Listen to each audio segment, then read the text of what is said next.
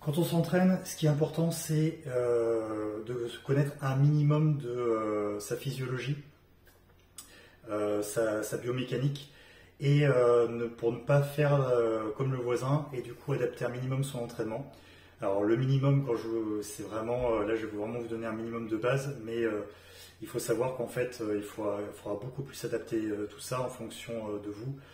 De votre récupération, de votre stress, de votre environnement familial, professionnel, et puis de vos antécédents de blessures, notamment et de votre âge.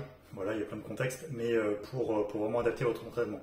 Ce qu'il faut retenir en tout cas, c'est que l'entraînement, vous avez des segments, donc des longueurs de membres, les bras, les jambes principalement.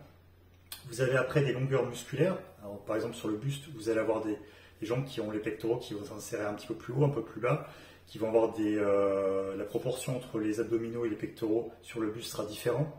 Il y a des personnes qui ont des grandes jambes, des grands fémurs, d'autres des plus grands tibias, un rapport différent. Tout ça, en fait, c'est important.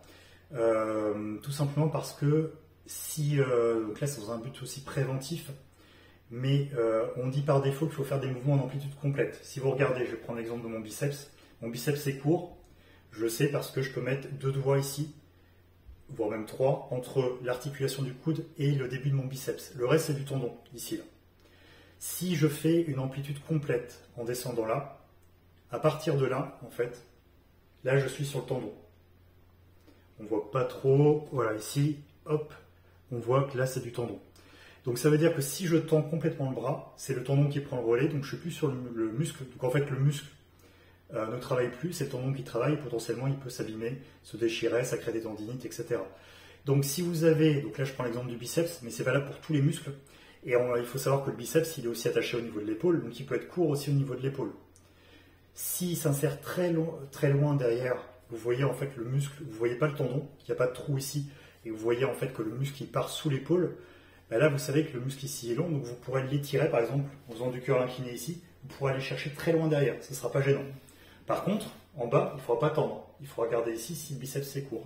S'il est long partout, pas de souci. Dans ce cas-là, vous pouvez en effet travailler sur l'amplitude complète, le muscle va travailler. Donc ça, c'est très important à comprendre parce que si vous ne respectez pas si vous ne regardez pas comment sont placés vos tendons et vos muscles, vous allez par défaut utiliser l'adage qu'on donne à tout le monde, c'est-à-dire en début, on fait toujours des mouvements en amplitude complète, on descend complètement au niveau des pectoraux. Développé couché, si votre coude passe derrière l'épaule, déjà vous savez que vous êtes surétiré, qu'il y aura un risque de blessure. Et à terme, ça va étirer le ligament. C'est pour ça qu'il y a des morphologies spécifiques, il y a des gens qui sont plus forts au développé couché, des bras courts et une grosse cage thoracique. Avec des omoplates qui sont des épaules qui sont relativement étroites pour avoir moins d'amplitude. Mais ça après, voilà, c'est ce qu'il faut bien comprendre, c'est que le message à faire passer, ne faites pas comme votre voisin.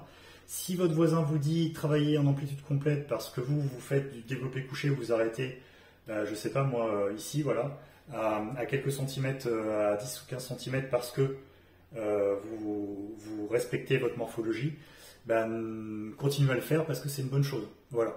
Il ne faut pas descendre à fond. Moi, je ne pourrais pas descendre à fond. Si je touche la barre sur les pectoraux, je vais surétirer, donc je vais me blesser. Et ça va en plus travailler plus les épaules.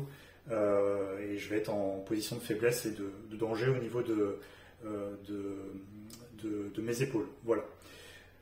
Donc, c'est tout pour cette petite vidéo. Et je vous souhaite donc une très bonne journée. À bientôt.